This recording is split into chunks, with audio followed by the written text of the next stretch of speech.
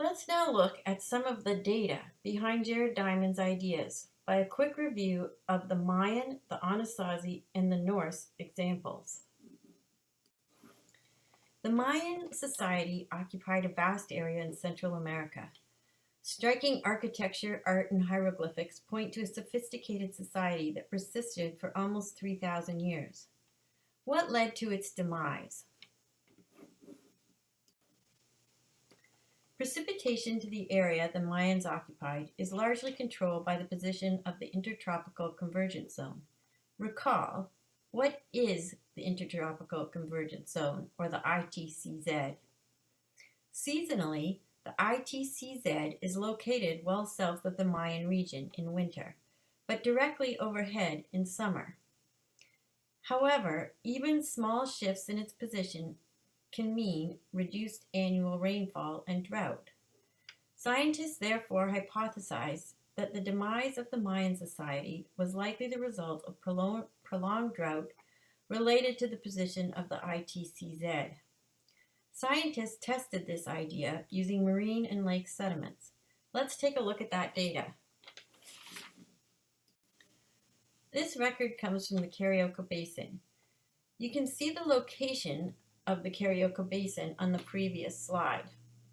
Let's focus on the lower panel, which shows the percentage of titanium on the y-axis and time on the x-axis. Scientists attribute increased titanium with increased river flows carrying eroded titanium from the terrestrial to the marine system. Therefore, wetter periods are shown by increased titanium. Note 3 periods of low titanium that correspond to the Mayan collapse and abandonment. This suggests a link between dry conditions and the Mayan collapse. Evidence from small lakes closer to the Mayan area used oxygen isotopes and ostracods preserved in lake sediments. Ostracods are very small shrimp-like organisms that have a shell composed of calcium carbonate. In lakes, drier conditions cause an increase in delta O18.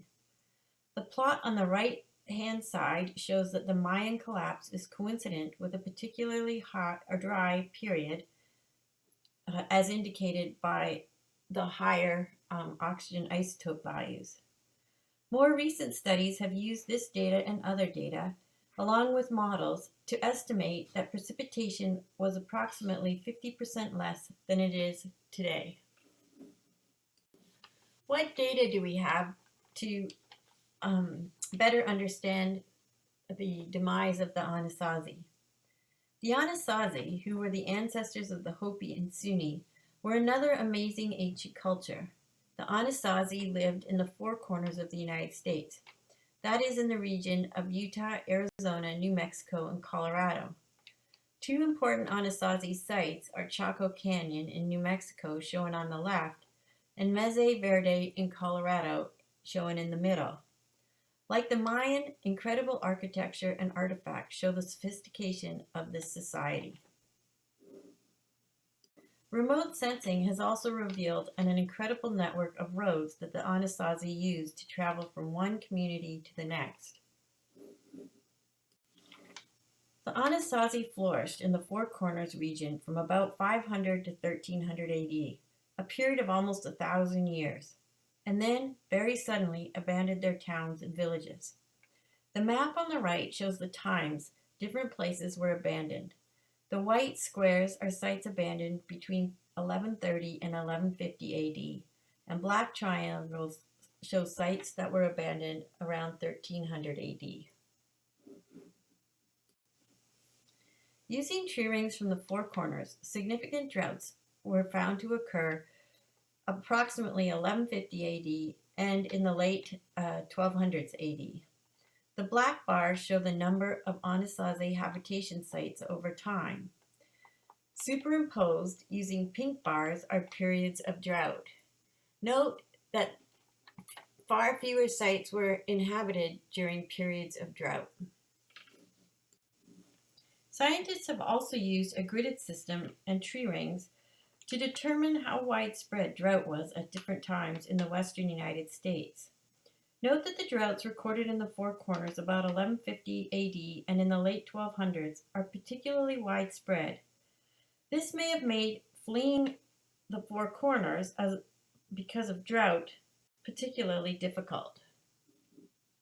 Although Jared Diamond argues that climate change alone is unlikely to cause the demise of societies, the evidence here shows the importance of water availability to humans. Keep this in mind next week when we start to discuss potential impacts of future warming. Last, let's take a look at the data linking climate to the Norse society. The Norse sagas are historical documents that have allowed researchers to track the Norse journeys, which peaked between 800 and 1000 AD. The sagas told of settlements in North America and Greenland. The Greenland settlement was established in 1000 AD. This photo shows one of the buildings that formed the settlement. Mysteriously, all contact with the Greenland settlement ended about 1500 AD.